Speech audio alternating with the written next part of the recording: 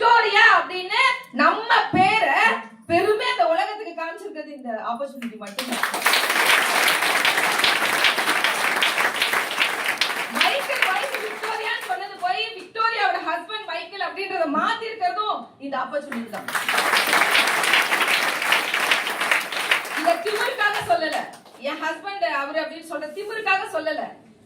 அந்த ஒரு பெண்ணை கூட முன்னாடி வச்சு பார்க்க முடியும் அப்படின்ற பெருமை கிடைச்சது இந்த இடத்துல மட்டும்தான். அப்ப யோசிச்சு பாருங்க, இது ஒரு கார் இல்ல, 2 கார்கள் இல்ல, 3 கார்கள். ஃபர்ஸ்ட் பாத்தீங்கன்னா 11 லட்சம் மதிப்புள்ள நிசான் சன்னி. அதுக்கப்புறமா வந்து பாத்தீங்கன்னா இன்னைக்கு உலகத்தின் மிகப்பெரிய கோடீஸ்வரர்கள் பயணம் பண்ணக்கூடிய, நாங்க ரொம்ப கஷ்டத்துல இருக்கும் போது எங்க சொந்தக்காரெல்லாம் வந்து சொன்னாங்க, எவ்வளவு புண்ணியம் பண்ணிருக்காங்க அவங்க புருஷன், என்ன கடவுள் கூட கண்ணு இல்லையா, கருணையே இல்லையா, இப்படி ஆயிடுச்சு அவங்க லைஃப், அவ்வளவுதான் அவங்க லைஃப் முடிஞ்சு போச்சுன்ற அளவுக்கு தான் எங்களோட காதுகள்ல நிறைய வார்த்தைகள் விழுந்துச்சு. எப்பவுமே ஆறுதல் சொல்றன்ற பேர்ல நிறைய பேர் பயத்தை கொடுத்துருப்பாங்க லைஃப்ல. அந்த பயம் நம்மள அப்படியே என்ன பண்ணிடும், ஒரு மூலையில ஒதுக்கிடும். கரெக்டுங்களா? அப்படி இல்லாம இன்னைக்கு ஒரே ஒரு விஷயம் தான், கஷ்டம் திக்கட்ட உங்களுக்கு தெய்வம் தோணன்னு சொல்லுவாங்களே, நமக்கு எப்ப கஷ்டம் வருதோ அப்பதான், நம்ம குழந்தைக்கு ரொம்ப கஷ்டமா இருந்தா அப்பதானே அந்த குழந்தைய தானே கேர் பண்ணி பாப்பாரு. அந்த நம்பிக்கை, இந்த கஷ்டத்துல நான் இருக்கேன், மேல இருக்க இருக்கான்ல, ஃபீல்ட் ஒர்க் யார் பண்ண முடியும்? நான் தான் பண்ண முடியும். மிராக்கிள் யார் பண்ண முடியும்? அவன் தான் பண்ண முடியும். அவன் வந்து ஃபீல்ட் ஒர்க் எல்லாம் பண்ண முடியாது. மிராக்கிள் நம்மளால பண்ண முடியாது. எனக்கு ஒண்ணு மட்டும் தான் புரிஞ்சுது, வேலையை நான் செய்வேன். அவன் என்ன சொல்றேன்னு நினைக்காதீங்க, நான் அப்படி ஒரு நெருக்கம் எங்களுக்குள்ள, அதனால சொல்றேன். அப்போ ஃபீல்ட் ஒர்க்கை நான் பண்ணிட்டு டெய்லி நைட் போய் சொல்வேன், இந்த பார் இன்னைக்கு ஃபீல்ட் ஒர்க்கை நான் முடிச்சிட்டேன், நான் தூங்க போறேன், நீ முடிச்சுக்கோ, உன் மிராக்கிள் பாக்கி இருக்கு அப்படின்னு. அந்த மிராக்கிளும் ஒர்க்கும் சேர்த்துதான் இன்னைக்கு தொட்டு பார்க்க கூட நிறைய பேர் ஆசைப்படுற காரணம், என் குழந்தைங்க இதோட லைஃப் முடிஞ்சிடும் சொன்ன இடத்துல எங்க வாழ்க்கை மிகப்பெரிய லெவல்ல ராஜாங்கத்தோட ஆரம்பிச்சிருக்கு.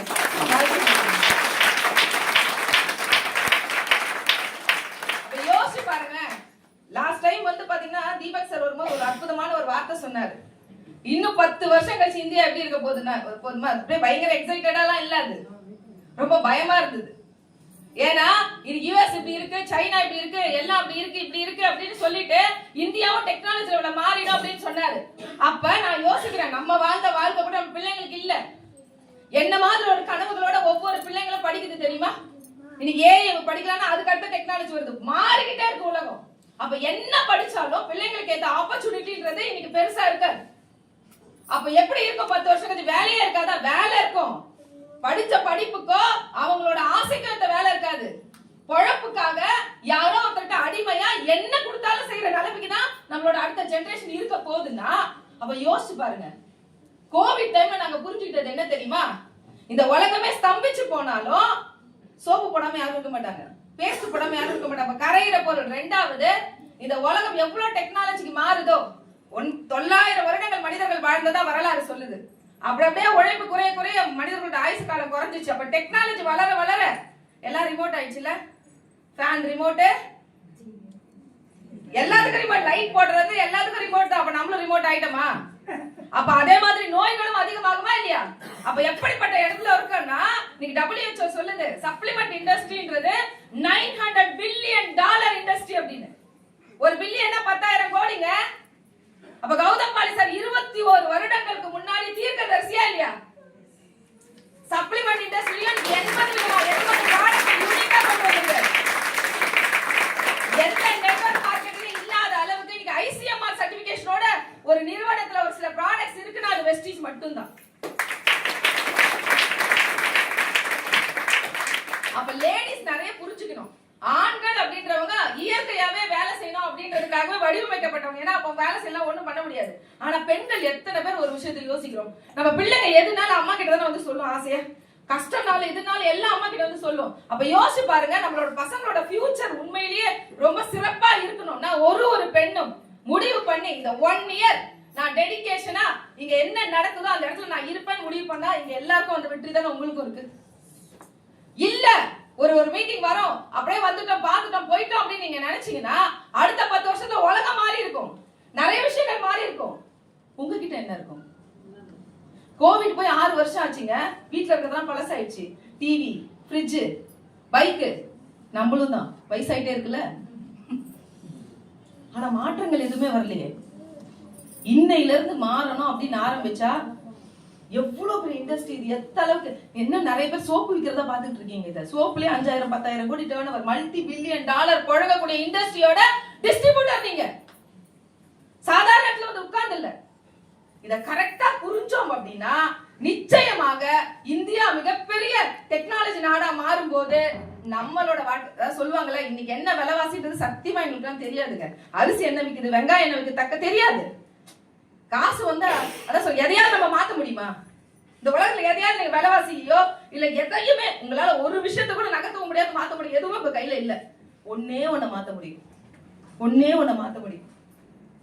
வரவுக்கு ஏத்த செலவு பண்ணக்கூடாது, செலவுக்கு ஏத்த மாதிரி என் வரவு அமைக்கணும்னு நினைச்சு இந்த இடத்துல நான் என் வாழ்க்கை மாத்திக்கணும் நீங்க நினைச்சா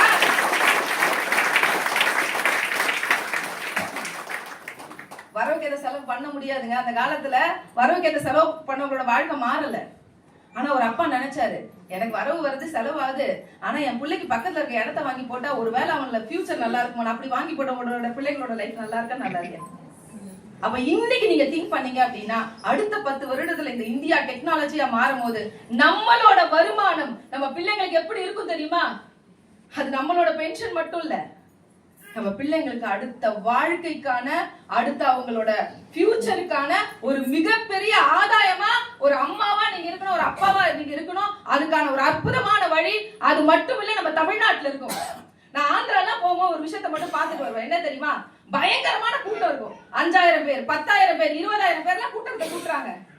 ஆனா இங்க RS ராஜன் சார் கொடுக்குற அந்த அறிவும் நாலேஜும் அங்கெல்லாம் கிடையாதுங்க. அப்ப இந்த அறிவு இருக்கு, சொல்லிக் கொடுக்க களம் இருக்கு, மிகப்பெரிய ஃபியூச்சர் 10 வருஷத்துல பெரிய $1 பில்லியன் இண்டஸ்ட்ரிக்குள்ள நம்ம இருக்கோம் அப்படின்னா தமிழ்நாடு தான் காமிச்சிச்சு. வெஸ்டீஜ்ல தமிழ்நாடு தான் நம்பர் 1. இவங்க வரதான் பிசினஸ் பண்ணணும் அப்படின்னு வெஸ்டீஜ்ல காமிச்சவங்க நம்ம இப்ப 3வது இடத்துல இருக்கோம். இருக்கலாமா? இருக்கலாமா? நம்ம நினைச்சா நம்பர் 1க்கு வர முடியும். அதுக்கான களம் இங்க இருக்கு. எல்லாரும் முயற்சி எடுத்தா நம்ம வாழ்க்கையை மாத்திக்க முடியும், நிறைய பேரோட வாழ்க்கையை மாத்திக்க முடியும். Wish you well. Thank you so much.